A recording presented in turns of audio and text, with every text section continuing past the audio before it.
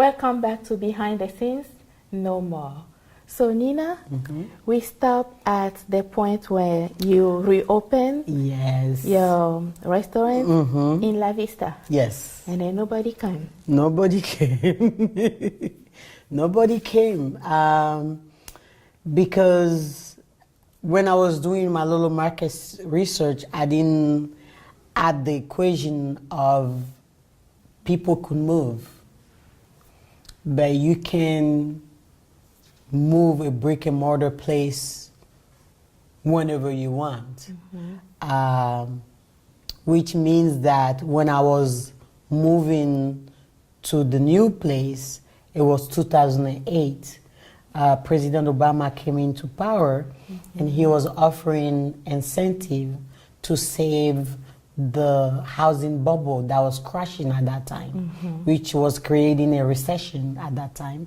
And he was offering, I think, anywhere in the bulk of $8,000 for a homeowner when you buy a house, but in some strategic places. And one of them was in North Omaha on 98th and Ida. So the majority of the people that their addresses were in the zip code of La Vista at that time. By the time I relocated and moved there, they moved north. Wow. They all bought houses. They saw a deal, you know, they went for it. And by the time I got there, it's only a few that was left. It wasn't enough to keep up with the store. The one that was coming, oh, you too far. Oh, you too this. And there's a couple competition that was already north that I thought me coming south, it'll make me by myself. So I'll be able to kind of at least solidify that market there for me, but that didn't happen because now all of the market that I thought I had went north to add to that market. And then I lost the first data resources people that was coming in for breaks and snacks, and while they came for those kind of things, then they, oh, okay, I didn't have flour for, you know, to make my fufu or whatever. So they were grabbing those things and putting it in their cars. So I lost that market too. So hence, I have the big place, nice put together, but oh, it's too far, oh, it's too this, but rent was coming in, you know, electricity was coming in. I had to pull gas from the pole all the way to the building because I have to redo the whole building. It was just a retail store before. So to make that into a restaurant, there is some code that you have to follow to make sure everything's up to code. That's even why it took that long, because CD have to come and look at it and approve you for, you know, each step out of the way before you can be able to open. And people were asking me at that time, oh, they needed a place so they can have parties or do weddings and things like that. So I dedicated 2,000 square feet just for that. Wow. So what started to happen was I started to have, on Saturdays, we'll have parties, and so I can be able to sell some late meals and stuff like that. I started to do those on the weekend. That didn't really last a really long time because La Vista, you know, is not so party friendly, I'll call it. So there is this community that started to come in abundance, and next thing you know, one day, I mean, I was on the news, I was in the police department, I was called, I mean, they had the SWAT team there, they had Lincoln police, Papillion police, Ralston police, Omaha police, I mean, helicopter in the air, because there is some, you know, brown people that was coming into the middle of the night, and there were a lot of them hanging out in the parking lot and things, and there was a Kino next door to me, so there was a lot of them going there to use the restroom. I don't know why. So it was a mayhem that happened that night, so I only had the option to not ever do any more parties, or they will close me down. So what were the allegations? There were brown people going to the businesses and making them feel afraid, and there were too many of them. So that was it. That's all it took then. Oh, so wow. it's like no more parties.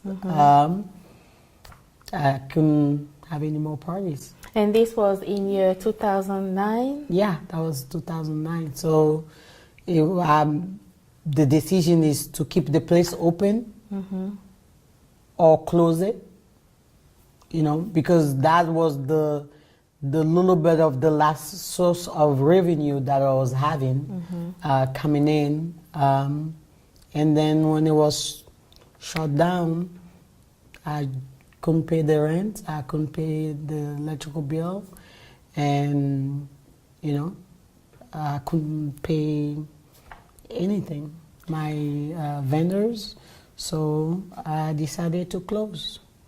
So when I closed, I still owed money to the construction company that that renovated the place for me. So they closed. They took everything. They auctioned it out.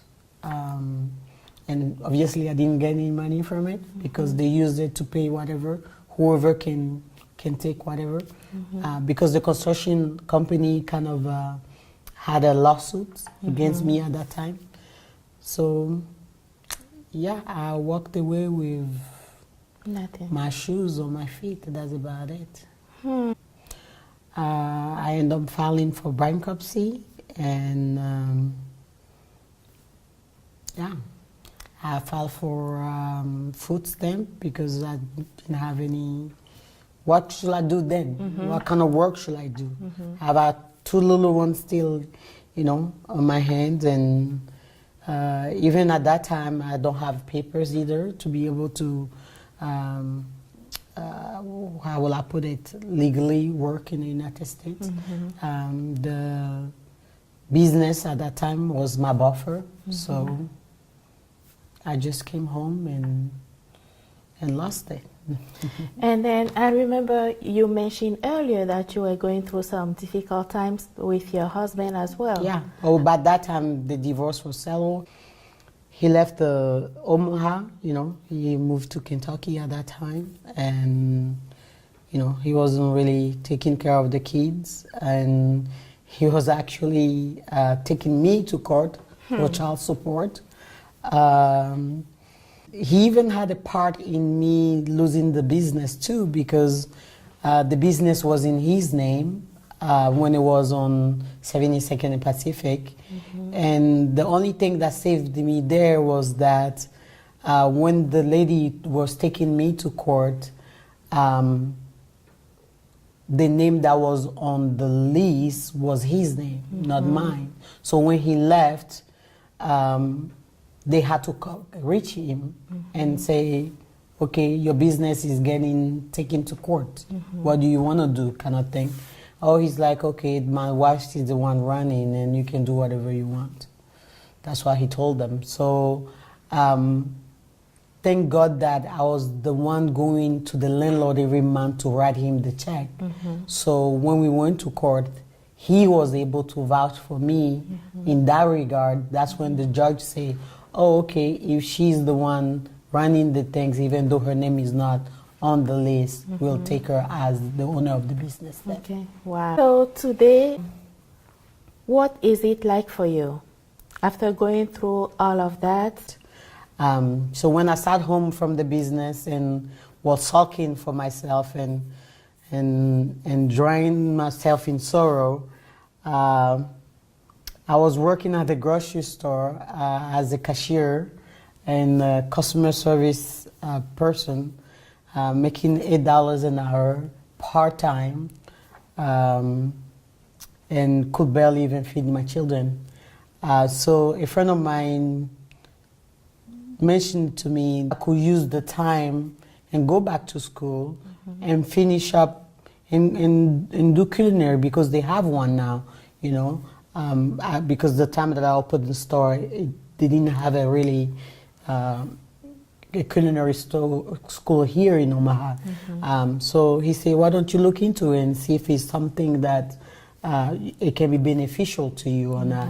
So then I went and talked to the advisor at Metro, Metro Community College, and they set up the classes on the way they kind of run, and I gave it a shot in 2012, and I graduated in 2014 with an associate in culinary arts, which was another journey that I really didn't expect to enjoy, but I came to realize actually that my calling is into the cooking. Because before that, I really pray into, I really don't want to go open another store again. I struggle with that idea for a really long time because I filed bankruptcy and I scratched the ground and I cried and pound and I didn't want to see anybody. I didn't want to talk to anyone. So I didn't really want to go back into that business. I want to go back to nursing school, finish that, and just be done with the whole thing. But then God didn't have that kind of plan for me. So I decided to go to the culinary school. I finished that. I did another program that they were offering to be able to get into certification of for chef de cuisine, which is another program that they were offering at that time for a little higher level of culinary expertise, basically. So I took that and I started to help do catering and things at the school. I started working at the school. I started to be an assistant to the chefs, and then I was starting to build a class. And then we had a class that you pay about like $50 for a session. Is more of a non-credit class that anybody can basically take, and we offer it there as how do you call it? In different background: Indian, Chinese, Japanese. How to grill, how to bake, how to make cupcakes. I mean, those are different classes that the non-credit part of Metro offers for people that just interested to learn other culture or other type of food. They'll come. So I structured one for African cuisine, and I was teaching that at Metro every quarter. And mine finished with a 5-course meal. Based on South African cooking, and it came with wine from the region. So we had somebody that had the knowledge of the wines in the dining room and talked to the people that pay for the dinner and about the wine, and that made the meals that matched the wine. So that was another thing I was really looking into to be able to forecast more of that. And at the school, I really wanted to be an adjunct. And when I was applying for it, they were saying that, oh, okay, you have to have a bachelor before you can be able to actually teach. So hence, I went back to school to have my bachelor.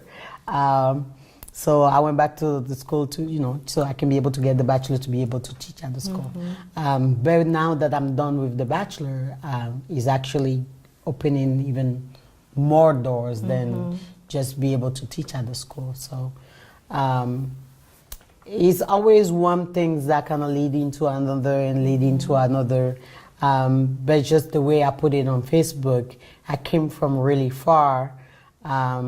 And this is another gas station, because I always consider this life as going to a trip or California, but you can never get there with a full tank of gas. You have to stop somewhere and refill. But wherever you get to refill that tank, it can be midnight there, it can be 12 in the afternoon.